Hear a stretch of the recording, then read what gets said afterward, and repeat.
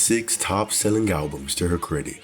Singer, songwriter, producer, and actress Wanda Nero-Butler has rightfully earned her title as the Gospel Princess.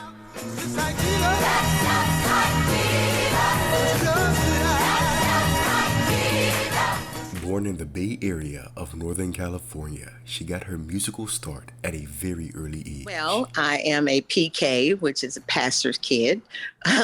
So that's where I got my start in church. My father being a bishop and my mom, the Queen Mother. And they set me on the piano at about 3, and I started singing as my father was playing. So very early start in the church. That's where I got started. Hold on! Don't let go! Hold on! Don't let go! Founded by the king of gospel music, James Cleveland, every year since 1967, thousands of gospel music lovers from around the world come together for the Gospel Music Workshop. And it was at this workshop where Wanda would get her big break. I went to the Gospel Music Workshop and sang on one of the showcases. And one of the producers that was there happened to be Melvin Seals, who played for my dad's church when he was 16. In, the lapse of time, he became a producer, and he was there at the showcase and heard me sing and remembered me and was like, I need you to come back and sing, on a track for me, and let's see how that works. So I was newly married and I had one child.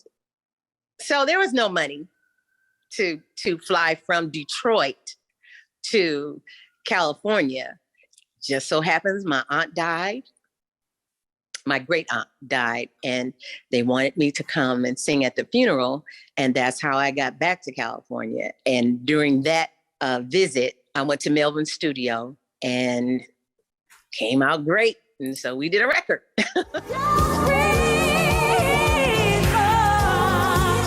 And that record would turn out to be her debut solo album, Reach for His Love.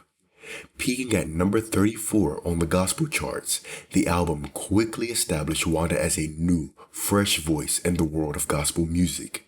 But it was her next album, Live in San Francisco, that would make her a star.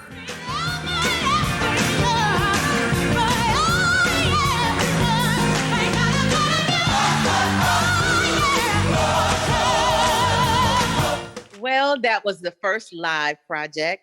After Melvin and Armin Baladian, who was owner of Sound of Gospel Records, after they saw me perform live, they kind of decided, yeah, this is her. This is live is her. We did live in San Francisco, which was actually in Oakland. It was the Oakland Auditorium.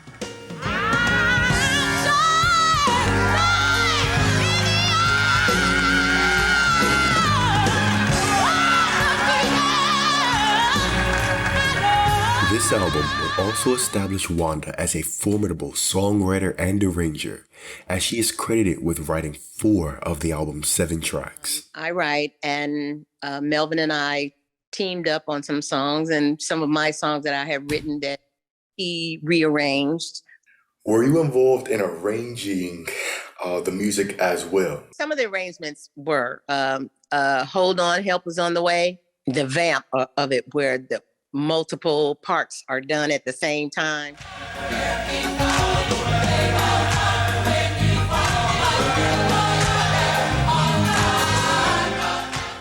That was me. That's one of my trademarks. I'll take a song and break it up. And sopranos, you sing this, and then altos, you come in here and sing this, and then at the end, it's harmony.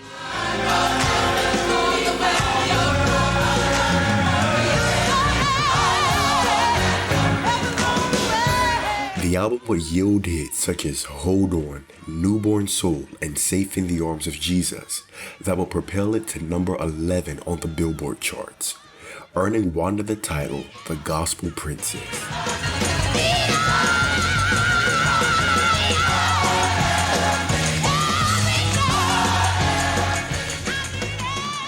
We did the 2 projects, and then Melvin took me to Light Records. And that's when we did live in Atlanta. And that was the only project done, on Light. And then that was my last project with Melvin.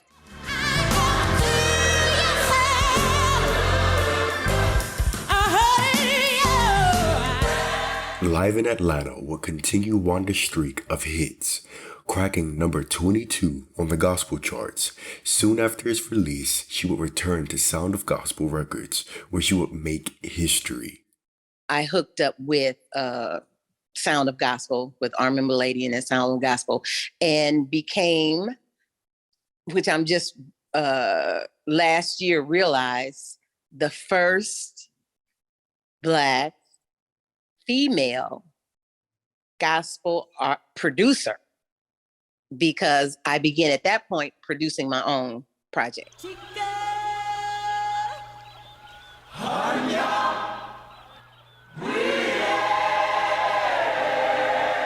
This record would be Chike Anyabwile, Swahili for The Power of God Has Unchained Me. This record would peak at number 11 on the gospel charts, setting Wanda up for her biggest hit to date.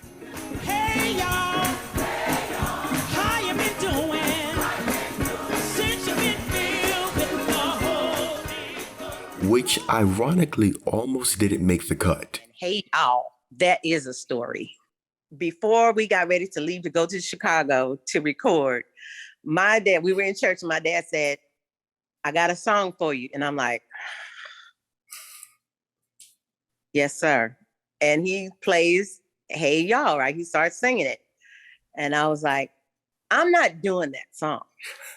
I'm saying in my mind, I'm not doing that country song. I'm not doing that. So the day of the recording, we are rehearsing and we had gone through all of our songs. And I looked at him, I said, pick this up. And I start singing, hey, y'all. And, he just start bouncing and playing. I looked to the back and those missionaries were gathering for a meeting and they were back there talking and bopping and beep. I was like, stop. This will not be the hit record on that. This will not be the hit song on this record. Hey y'all, how you been doing?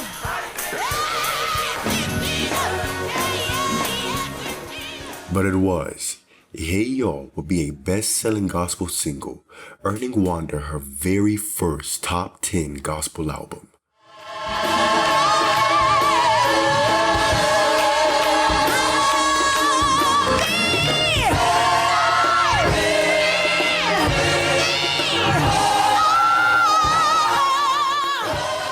With a string of consecutive best-selling gospel records, Wanda turned her sights to a new world, musical theater. How many juke joints did mama had to snatch you out of when you was out there looking for love?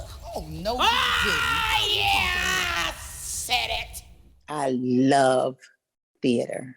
The people from the theater accept what you do because it goes along with a story.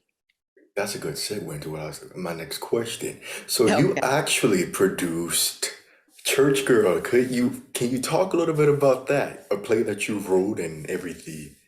I was working with producer Angela Barrow Dunlap.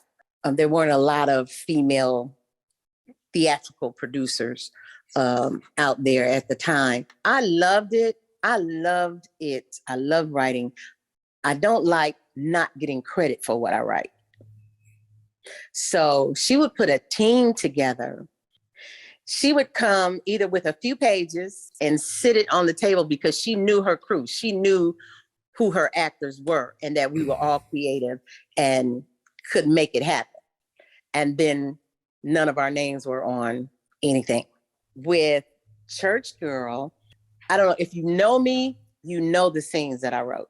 But, when you're working under someone who's trying to create a brand, then you become a ghostwriter. And I got the Holy Ghost, but I'm no ghost writer. Put my name down, boo. Straight like that.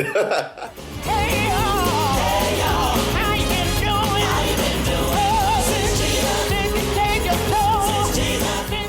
Wanda would be the force behind numerous successful touring productions, but as her star in theater grew, it was met with some backlash from the church. The theater audience and the gospel concert audience, they are not necessarily the same audience. They're different people. The gospel audience shunned going to the theater. That's a sin. So you didn't see those same people in the theater. I suffered a bit in my gospel career because I was dedicated and faithful to the theater. If I was in the show, I was in the show. I didn't do other concerts. I didn't skip shows to do concerts. I gained a theatrical following, but my gospel music fans, so to speak, kind of fell off because I wasn't there. I wasn't out there. I can tell the world that But she'd win them back over once again with the release of No Failure, a contemporary bop that would send her straight back into the top 30 of the gospel charts.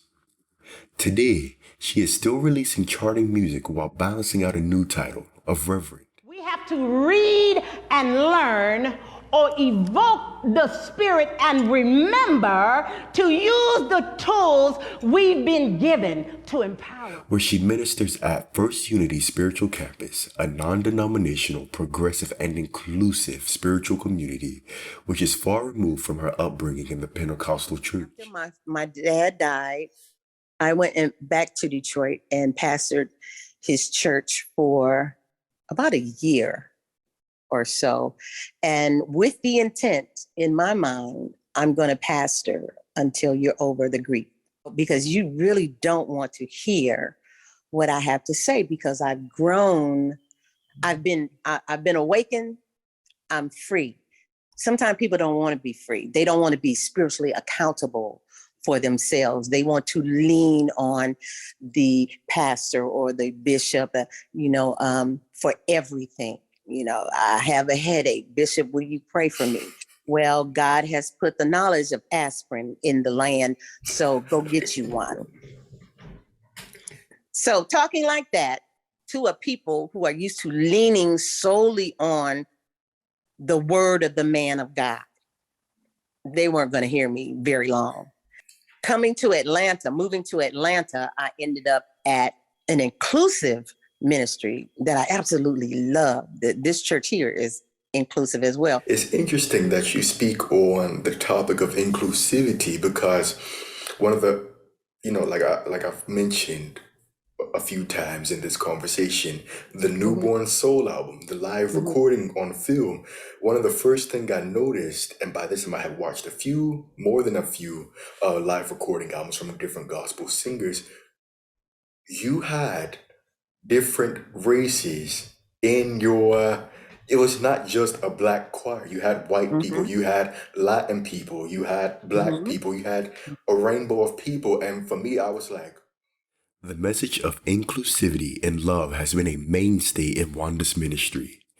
Outside of producing numerous hits, Live in San Francisco was a standout in its time for including a multiracial and queer choir.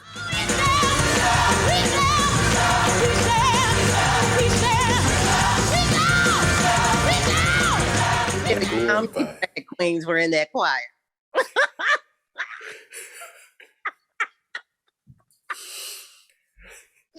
Oh, honey. But they couldn't come out then. This is how I was raised. We were a spiritual church. My dad spiritually was inclusive because he would invite Baptist ministers to speak. He Kojic, Pentecostal, Apostolic. He was inclusive in that way.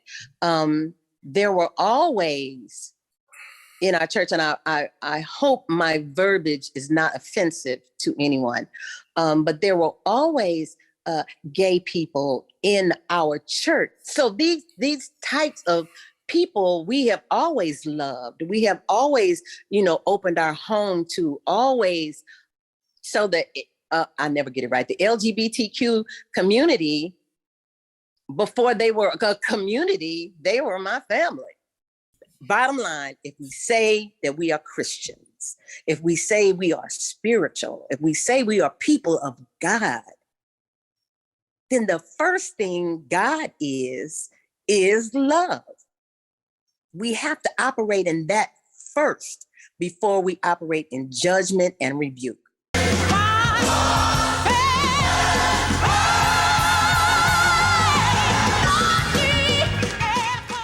Whether it be through song or theater, Butler has always been a shining light of spreading love through Christ, and not to mention good singing.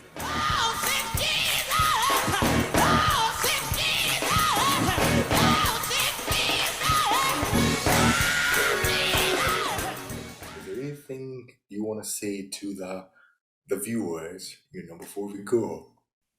Just know that I love you, and I appreciate how you have appreciated and loved me. Hopefully, I will get some more stuff out there to you, but I'm in a learning curve again, learning to love, learning to appreciate life, learning who God is to me, and not the storybook God.